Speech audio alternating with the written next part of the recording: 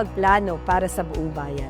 Kung walang data, saan kami magsisimula? Pananaliksik ang unang hakbang para masigurong may kabuluhan ang ginagawa namin.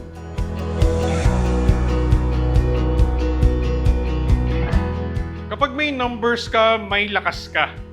Mas napapansin kami ng mga decision makers kapag may datos kaming dala. Hindi lamang kwento. Marami ng proyekto na sayang dahil hindi na pag-aralan. Kahit volunteer work, kailangan ng research. Para tama, para tumama.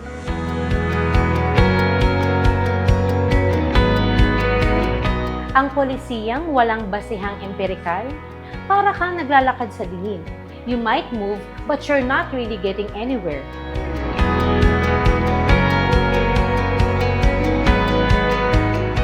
Dati akala ko yung research, sa thesis lang yan. Pero nung nakita ko kung paano siya gamitin sa policy making, ibang level, dito mas nagkaroon ako ng respeto para sa datos. Malaking tulong kung pinag-aaralan muna ang bagong patakaran. Kung may research, mas maayos ang daloy. Mas naiintindihan namin, mas madaling sundin.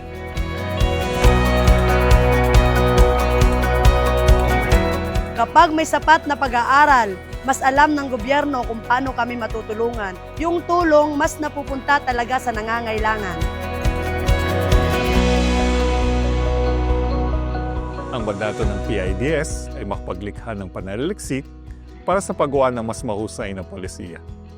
Ninanais namin ang bawat programa ng gobyerno ay may matibay na batayan. Hindi lamang nababatay sa kuro-kuro, kundi sa mas malalim na ebidensya. Dahil sa likod ng bawat numero at datos, may kakibat na kabuhayan at kinabukasan ng bawat mamamayan.